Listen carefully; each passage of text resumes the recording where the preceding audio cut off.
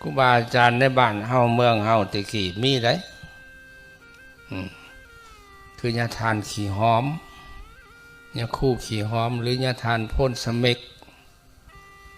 ยาทานยอดแก้ววัดศรีสะเกษอันนี้จะขอเล่าประวัติของยาทานขี้หอมยาทานยอดแก้วสู่เจ้าฟังเพื่อเยื่องให้เห็นว่าพระสงฆ์ลาวเฮาบริลดละในการปฏิบัติธุระทั้งสองอย่างนี้คือคันธาธุระและวิปัสสนาธุระ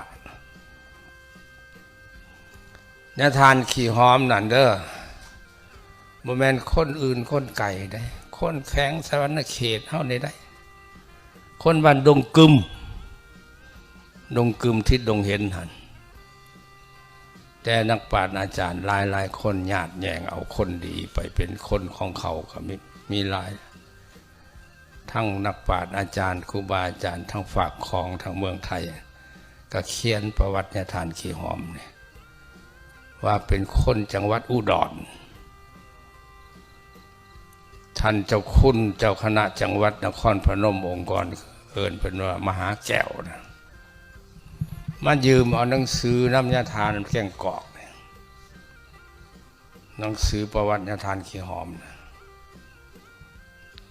ยืมเอาน้ำยาทานเคนนี่ไปแล้วไปเขียนแล้วบิดเบือนประวัติความเป็นจริงว่าสันนิษฐานว่ายาคู่ขี้หอมหรือยาทานพ่นสเม็กนี้เป็นคนจังหวัดอุดรเพราะในจังหวัดอุดรเห็นว่ามันมีบ้านอันนึงว่าบ้านธงพานในประวัติของเพิ่นเขียนไว้บ่จะแจ้งไปได้เพราะว่าเกิดอยู่บ้านกระลึมเมืองพานเนี่ยคู่ขี้หอมนะคนบ้านกระลึมเมืองพานความเป็นจริงเนี่ยเกิดอยู่บ้านดงกึมเขาเขียนอักษรกำตัวร่อนี่ขั้นกำตัวร่อนี่คนลาวเฮาบ่มักอ่านเป็นตัวกำนะเขาบ่อ่านเอาบ่เห็นว่าคือพระนี่ใส่ตัวร่อกำเขาก็อ่านว่าพระกรึมกับกึมความเป็นจริงเนี่ยกรึมเมืองพางก็จะเอาเมืองพางหันในข้าวหนึ่งสมัยหนึ่งเนี่ยเจ้านายทางเวียงจันทร์เกิดขัดแย้งกันฝ่ายที่ปราศัยกันป๊บลงมาทางใต้มาหาบอนตั้งสำนักแล้วไปตั้งเมืองอยู่ในดงกึมหันตั้งเมืองพางตั้งพังไว้หนาภาษาหอตั้งพังไว้บ่ทันแน่นอนตั้งพังไว้เมืองพางแต่ขนานมาผู้เขียนน่ะเลดเพี้ยนไปโตถ้ำนี่โตถ้ำเฟื่องตัวหอยนะตัวเฟื่องนะตัวนอกับตัวงอมันจะคล้ายๆกันขั้นตัวเฟื่องตัวงอเนี่ยมันขอดหัวแล้วมันแก่ลากไปหลดขั้นตัวนอกำน่ะมันแก่ลงมาแล้วมันขอดเลยเพิ่งมาแล้วมันเพี้ยนไปความจริงแล้วเมืองพางบ่แม่นเมืองพานมันเท่าไรก็เมืองพานอันนี้แหละเป็นเหตุให้ผู้ฉลาดญาติแย่งเอาคนดีของเฮาไปคือญาติท่านแก้วเจ้าคณะจังหวัดนครพนมองค์กรพุ่นว่าคนจังหวัดอุดรพุ่นว่าเพราะในหันมันมีธงพานว่าความจริงแล้วคนบันดงกึมนี่นะนี่ในสมัยหนึ่งเนี่ยมหาทุยคนบ้านนาพังนาจารย์บวชแล้วไปเรียนหนังสืออยู่ในบ้านดงกึมพันไปเรียนหนังสือบ้านดงกึมแล้วเห็นหลักเสาเสที่เพิ่นฟังกระดูตะกี้เพิ่นบ่ก่อธาตุดอกบ่มีการก่อธาตุเอามาฟังไว้แล้วเขียนชื่อใส่ในไม้อันนั้นไปฟังไว้แล้วเราไปอ่านเบิ่งเนี่ยครูทุยนะมันมีอยู่หัน2-3หลักหนึ่งนะยักคู่ขิ้งหอม รักหนึ่งว่ายักคู่ถ้ำรักหนึ่งเนี่ยยักคู่วิสังแหละข้าพเจ้าก็บ่จำได้ยักคู่ทุยนะถามเถ่าถามแก่พ่อแม่ในบ้านดงกึมหันยักคู่องค์นี้มาแต่ไสยักคู่องค์นี้มาแต่ไสยักคู่ขิงหอมนี่มาแต่ไสยักคู่ขิงหอมกับคนบ้านนี่แล้วเพิ่นไปนิพพานอยู่จำปาสักไปนิพพานอยู่จำปาสักลูกหลานบ้านเมืองกับไปปรงศพเพิ่นขอเอาอัฐิของเพิ่นเนี่ยมาไว้ในนี้ไหนหลักฐานได้ปีหนึ่งปลดปล่อยแล้ววาง1991-92ญาทานพองอยู่วัดองค์ตื่อห้องประธานองค์การพุทธศาสนาสัมพันธ์ศูนย์กลางเพิ่นได้ยินมหาทุยเล่าให้ฟังเพิ่นได้ยินมหาทุยเล่าให้ฟังเลยเพิ่นเลยลงมาสืบญาทานพองมานอนอยู่น้ำข่อยอยู่ในวัดชัยภูมิคืนหนึ่งจะไปสืบเบิ่งห้องห้อยญาทานขี้หอมเพิ่นไปสืบวิสัยบ้านดงกึมเพิ่นก็ไปตื่นมื้อเช้ามาเพิ่นก็ไปดงเห็นไปหาญาทานมหาสาลีอยู่ดงเห็นให้ญาทานสาลีพาไปเพิ่นก็สืบถามน้ำเฒ่าน้ำแก่นั่นที่เขาเจ้าหูสืบกันมาได้ยินผู้เฒ่าผู้แก่เล่ากันมาเขาเจ้าก็เว้าคือกันกับยามหาทุยเว้าราชทานขี้หอมนั่นเกิดอยู่นี้เฮียนอยู่นี้เฮียนหนังสือเก่งบวช2-3 ปีนี่สุดมดมนหน่อยมนกลางศรัทธาสังฆะปาติโมกข์และยังพักไฟในการศึกษาเว้านำเจ้าวัดเขาน้อยยังไปเฮียนต่อมีวันใดที่เป็นสำนักที่จะให้การศึกษานะให้ยักคู่เอาไปทรงให้ได้ยักคู่วันดงกึมผู้เป็นเจ้าอธิการวัดก็มีแต่สำนักลำบองนะเพิ่นสอนอักขระบาลีสอนจบตั้งแต่สนธิบ่ฮอดน้ำบ่ฮอดอักขยาตยังก็มาเฮียนอยู่บ้านลำบองเฮียนอยู่บ้านลำบองจบสนธิแล้วอยากเฮียนต่ออยากไปเฮียนต่ออีกไปเฮียนอยู่ไสเด้บัดนี้เนาะทั้งอาจารย์อยู่บ้านลำบองว่าพุ่นแล้วขึ้นเวียงจันทน์พุ่นแล้วจังจิตมีในเวียงจันทน์ในสมัยนั้นกำลังศาสนาเฟื่องฟูพุทธศาสนาเนี่ยเจริญถึงขีดสุดมีนักปราชญ์ราชครูผู้สามารถแต่งคัมภีร์ดีกาแต่งวรรณคดีต่างๆกันในยุคนั้นแหละเราก็ไปและจั่วเนี่ยเดินทางไปเวียงจันทน์ในคืนในมือจั่วนี่สิไปฮอดวัดศรีสะเกษพระเดชพระคุณญาทานยอดแก้วผู้เป็นสังฆราชของลาวสมัยนั้นญาทานยอดแก้วองค์นี้เนี่ยเป็นพระอรหันต์พ่ายสอยตามนักปราชญ์ทั้งหลายสันนิษฐานเป็นพระอรหันต์พ่ายสอยแล้วไปเข้าความฝันคืนเมื่อนั้นญาทานยอดแก้วฝัน ฝันว่ามีสร้างมากินหอไตหอหนังสือพระไตรปิฎกตื่นมื้อเช้ามาพาพระเนรทำวัดไหว้พระสวดมนต์ยามมื้อเช้าแล้วเพิ่นละแก้ความฝันให้พระสงฆ์ฟังเมื่อคืนนี้คอยฝันประหลาดฝันน่าอัศจรรย์พระสงฆ์ก็ไหว้ถามเพิ่นฝันแนวใดคั่นว่าฝันว่าสร้างมากินหอไตหมดพระสงฆ์ก็ไหว้ถามเพิ่นมันสิเป็นนิมิตร้ายหรือนิมิตดีแนวใดนิมิตดีเพิ่นนิมิตดีสิมีผู้มีสติปัญญาความภาคเพียรสูงสิมาเฮียนเอาพระไตรปิฎกให้จบเพิ่นทำน้อยนั่นนะก็ตื่นมาแจ้งมาหันก็ประมาณ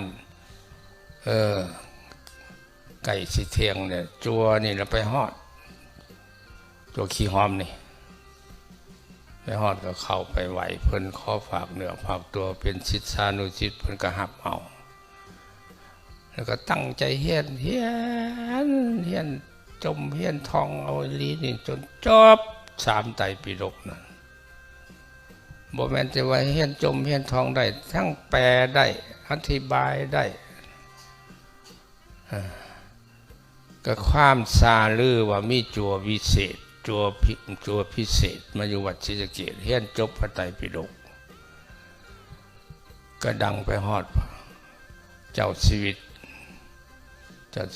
เวียงจันทร์สมัยนั้นนะที่เป็นเจ้าสุริยวงศาธรรมิกราชเลื่อมใสศรัทธามาขอเอาเป็นนาคหลวงก็หน่อยที่เป็นเจ้าศรัทธาบวชให้เน่นนี้ก็ไปใส่ขันนิมนต์จวนนั่นแหละว่าขันมหาบพิตรหันว่าตอบสนองความประสงค์อาตมาสิรับอยู่ขันนิมนต์ไอ้จัวต้องการอย่างอยากขอบวชในสิมน้ำและยังได้ผ่านมานังหัตถบาทได้500 องค์แล้วก็ในมือบวชนั่นน่ะจะขอให้แถมสมภารเทราภิเษกพร้อมพระเจ้าสุริยวงศาก็รับฮอดมือบวชนี่ก็ไปนิมนต์พระสงฆ์ได้500 องค์แต่กี้วัดอยู่เวียงจันทร์นะแต่ในเวียงจันทร์มันก็เหลือแล้วเหลือ500นะวัดหลายอยู่นครหลวงเวียงจันทร์ลงไปบวชอยู่ในแพร่เฮ็ดแพร่ไรขาดแพร่ไม้ไผ่เนี่ยเอาไม้ไผ่จักเท่าไร100 ลำพุ่นแหละก็สามารถบรรจุพระสงฆ์500พุ่นไปสวดยัดอยู่ในกลางของพอสวดไปจบสุนาทั้ง4แพร่ในลมจมลงพาดวันที่มานั่งหัตถบาทพากันเต่าลอยน้ำลอยในเปียกมืดนี่พระผู้บวชใหม่เนี่ยคือยังคู่ขี้หอมเนี่ยบ่เปียกขึ้นไปยืนอยู่ทั้งโขกเฉยอยู่ก็ค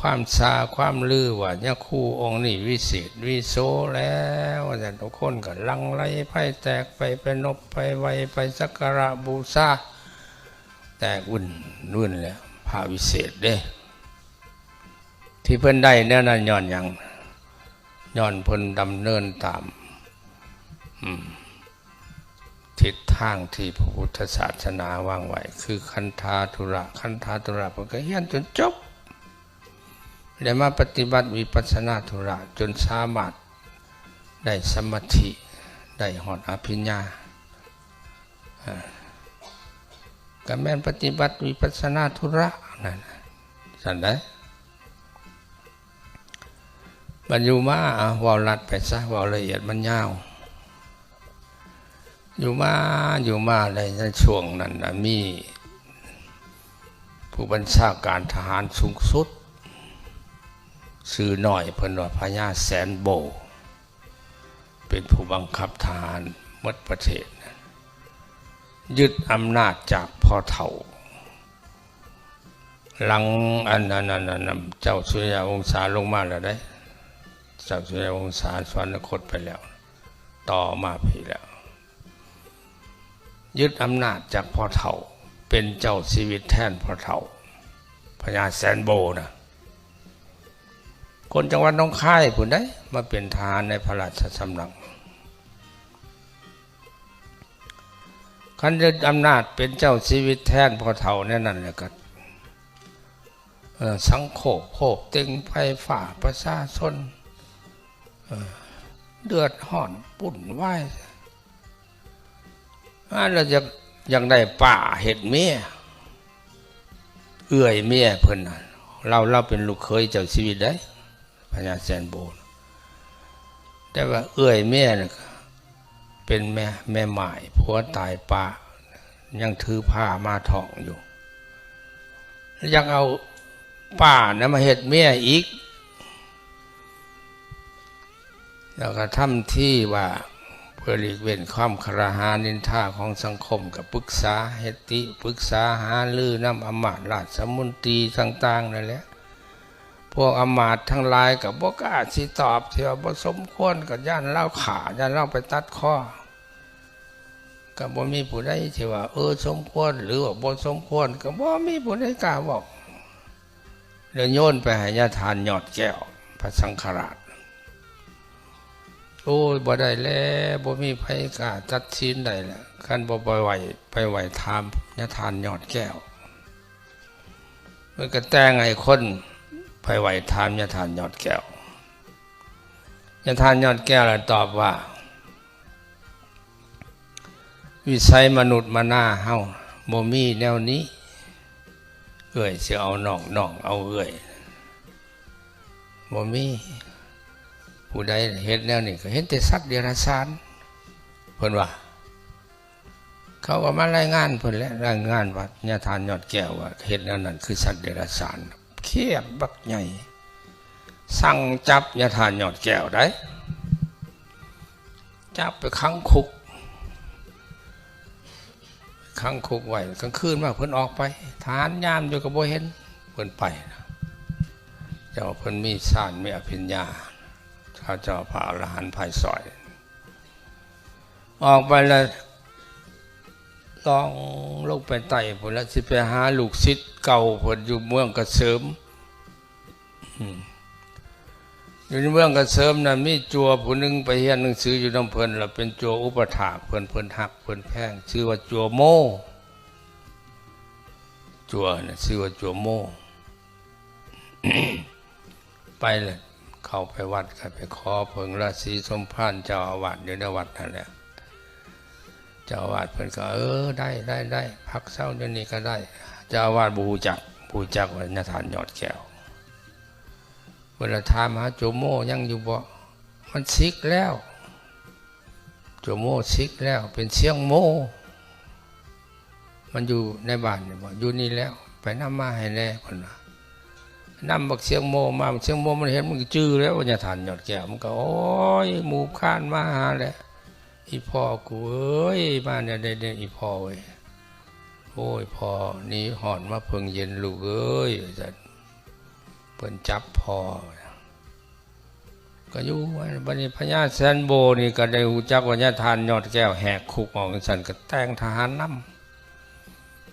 ำไปจนฮอดเมืองกระเสริมจับคืนมาบังคับเอานี่นะเอาคันหอกนี่ทั้งใส่หลังตีนเพิ่นจนเลือดย่อยออกเลือดย่อยใส่กุฏิเพิ่นก็ครอบเจ้าอาวาสเมืองกระเสริมผู้ขาสิได้เมื่อแล้วอาจารย์จำเป็นแล้วเพิ่นมานำให้เมื่อที่ได้เมื่อแล้วแต่ผู้ขาเศร้าใจสลดใจแล้วผู้ขามาเฮ็ดให้วัดว่าจุเจ้าเศร้ามองเฮ็ดให้บ้านให้เมืองอันนี้เศร้ามองผู้ขาขออภัยโทษน้ำลายเด้อเลือดผู้ขาตกใส่เมืองอันนี้ละเมืองอันนี้สิห้างต่อไปนี่ก็ห้างอีหลีเมืองกระเสริมเนี่ยห้างเท่าคู่มือเนี่ยจนเขาเบิร์นเมืองคู่มือในบ้านกระเสริมอยู่ในเขตอำเภอตะการเนี่ยนะจำมากเอาเขาคุกอีกไปค้างไว้ในคุกหันกลางคืนมาเพิ่นก็ออกไปอีกออกไปบ้านนี่เลยไปในเพศผ้าขาวเอาผ้าเหลืองออกนุ่งขาวไปสิไปหาลูกศิษย์อีกอันนี้ก็ได้ลูกศิษย์ผู้นึงนั่นเป็นพระจังจะคู่ยังเขาก็ลืมสัญญาทานเค้นเพิ่นบอกให้ฟังอยู่บ้านนี่ยังแหละใกล้ๆเมืองอุบลเดี๋ยวนี้บ้านนั้นบ้านยังบ้านคำให้หรือน้องให้ยังท่านน้องนั่นแหละให้นี่แหละไปหาลูกศิษย์ผู้นี้แหละไปฮอดมืดแหละจังฮอดค่ำแหละสมัยนั้นมันกระบอกท่านมีความเจริญคือเดี๋ยวนี้พื้นไฟกระบอกมีไต่เทียนไต่กระบองขึ้นไปหาเจ้าวัดท่านไปหาลูกศิษย์เจ้าของนะไป ให้กับผู้ลูกศิษย์นี่ก็ผู้เป็นเจ้าวัดนี่ก็เบิ่งบ่คักและมันมืดเลยเด้ไต่เทียนเยืองซื่อขึ้นไปโอ้ยผู้ขามาแต่ทางดึกทางไกลมาขอเพิงราศีสมภารเนี่ยคู่นี่แล้วขอพักขอเศร้าน้ำเด้อเนี่ยคู่เด้อมาแต่ใส่มาจะพูดแล้วแต่เวียงจันทร์พูดแล้วสิจัวน้อยลงไปแต่งบอลให้ตาพระขาวดูตูบมันเด้อเป็นมีสวนกล้วยถึงหัวกุฏิหันเฮ็ดตูบอยู่ในสวนกล้วยหันเจ้าน้อยก็เอาศาสตร์เอาม้อนลงไปปูให้เพิ่นก็ลงไปนอนอยู่หันกิจวัตรอันที่เพิ่นเคยปฏิบัติมาบ่ขาดสายคือการไหว้พระสวดมนต์เมื่อเช้ามา4 โมงเพิ่นสิลุกมาทำวัดมาสวดมนต์ยาคู่เจ้าวัดผู้เป็นลูกศิษย์ก็ลุกมาทำวัดมาไหว้พระสวดมนต์ได้ยินเสียงมันตาปะขาวในสวดมนต์จื้อเสียงใดแล้วมันคือเสียงยาทานยอดแก้วแท้บทสวดมนต์นี่ก็แม่นแท้บทที่เพิ่นเคยสวดไต่เทียนลงไปแล้วมันไปเยื่องเบิ่งไปเพิ่นในไหวพระบ่ทันแล้วก็นั่งคล้องอยู่หั่นแหละเพราะว่าเพิ่นแล้วเพิ่นกำขาบแล้วก็รูปเขาไปใส่เลยแหละผู้ลูกศิษย์นี่เอาไทยไฟเยื่องเบิ่งคักๆเนี่ยทานยอดแก้วบ่เขาหน่อยเพิ่นว่าโอ้ยอีพ่อกูเอ้ยเนาะจะมาเป็นนั่นนี่อันนี้มนต์ขึ้นไปกุฏิเอาผ้าไตรออกมาให้ทะลงนุ่งห่มอยู่น้ำยาคู่นั่นนิพพานอยู่หันอยู่บ้านนั่นนำลูกศิษย์นั่นยาทานยอดแก้วได้บัดนี้กับความซาความลือไปพญาทานยอดแก้วแหกคุกไปแล้วพญาแสนบนเลยก็ตั้งขอหาสยาทานขี้หอมได้บัดนี้บ่มีไผดอกสามารถเอาออกจากคุกได้คันบ่แม่นยาคู่ขี้หอมยาคู่ขี้หอมเราเก่งสีจับยาทานขี้หอมอีกแล้วบัดนี้ได้อันพญาพิบาลก็ได้ความซาความลือไปเพิ่นสิจับยาทานขี้หอมเพิ่นสิจับประชาชนชาวเวียงจันทร์โปรดลงไปวัดไปคุ้มครองไปป้องกันเต็มวัดเพิ่นเลยว่าโอ้ยมุเจ้าเดือดร้อนย้อนข่อยเนาะข่อยบ่ให้มุเจ้าเดือดร้อนข่อยสิหนีโอ้ยนั่นก็โอ้ยขันยาทานนี้มุเขาน้อยก็สิไปน้ำผู้นั่นก็สิไปน้ำผู้นี้ก็เป็นลังน้ำก้นเพิ่นเป็น3,000 คนไปน้ำยาทานขี้หอมนะลงมาปีตำบิดก็มาพักอยู่ถาดพนมมาสอมแซมถาดพนมอยู่หันสอมแซมถาดพนมแล้วก็ลงไปเรื่อยๆจนฮอดเมืองเขมรไปพักเศร้าอยู่เมืองเขมรถือทั้งการเขมรนั่นบีบประชาชนลาวที่ไปน้ำเพิ่นนั่นเก็บสวยเก็บอย่างนักหลายจะได้พากลับขึ้นมาตั้งวัดอยู่เมืองโค้งหันไทยเมืองโค้งก็นิมนต์ให้ไปเป็นเจ้าเมืองตอนนั้นบ่มีเจ้าเมืองโค้งเพิ่นก็โอ้ยคอยเป็นบ่ได้แล้วขอเป็นพระเป็นสงฆ์ขอสิหาให้เด้อเจ้าเมืองนั่นก็เลยเอาตาจารย์โหดตั้งผู้นี้เป็นเจ้าเมืองแทนทางจำปาสักก็ขาดเจ้าเชื่อเจ้าแนวหน้าตะกี้บ่มีล่ะมีแต่ผู้หญิงลูกสาวของเจ้าพญาเมืองจำปาสักนางแพงนางเผาบ่มีผู้ใดว่าการเป็นเจ้าเมืองใดใช้จำปาสักก็ได้ยินว่าทานที่หอมอยู่เมืองโค้งลังกันไปนิมนต์มาเป็นเจ้าเมืองเมืองจำปาสักนั่นนะมาเพิ่นก็ฮับอยู่แล้วเขาว่าอาตมาเนี่ยเป็นพระเป็นสงฆ์ที่เป็นหน้าที่การปกครองบ้านเมืองก็มันบ่เหมาะสมแก่สมณเพศอาตมาสิหาผู้มาเป็นเจ้าเมืองมาเป็นเจ้าเป็นจอมให้จังได้ไปเชิญเอาเจ้านอกษัตริย์อันเป็นลูกของนางมังคลาเนี่ยว่าความไปหน่อยหนึ่งเมื่อบ้านเมืองมันวุ่นมันวายในนั้นเจ้าพญาแสนโบเนี่ยก็สิบังคับเอาเป็นเมียนั่น นางสุมังคลาผู้เป็นป่าเอื่อยเมียนะที่ถือผ้าเนี่ยก็ไปขอเพิงยาทานขี้ห้อมมันยาทานขี้ห้อมก็แต่งคนเอาไปส่งเสื่องไว้พาท่อนอค่ำไปประสูลูกอยู่หันประสูลูกออกมาก็ตั้งชื่อให้ลูกชายว่าเจ้านอกษัตริย์ท่านใด เจ้านอกษัตริย์ก็เลยเพื่อความปลอดภัยใหญ่จากพาสอนนอคำมาเศร้าอยู่บ้านนิวพันล่ำมาเลี้ยงลูกอยู่หันตัวนี้ประวัติศาสตร์เนี่ยคัดแย้งกันได้ตอนหนึ่งเนี่ยมีคนกล่าวไว้พี่ได้มารีอยู่เมืองเสโปนพี่ได้นั่งสุมังคลานะไม่ได้ลูกอีพี่เพราะว่าแต่อะไรก็ตามว่าตามมันครูบาอาจารย์พวกเราให้ฟังนิทานก็ได้จะได้ไปเสิร์นเอาเจ้านอกกษัตริย์อันเป็นลูกชายของนางสุมังคลามาเป็นเจ้านครจำปาสัก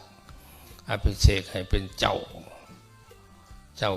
สีสอยสีเจ้าสอยสีสมุทรพุทธังกูลเป็นกษัตริย์องค์ดำปิดของนครจำปาสักอันนั้นท่านขี่ห้อมกับประทับอยู่เมืองจำปาสักกันอยู่บ้านนี่ยังเนื้อจำปาสักน้อยๆนึงมาดอนไส้บ้านยังก็นิพพานอยู่หันอันนี้เราประวัติให้ชูเจ้าฟังได้นี่เพื่อยักเยื่องให้เห็นว่าธุระทั้งศาสนาทั้งสองธุระมีความสำคัญต่อพระพุทธศาสนา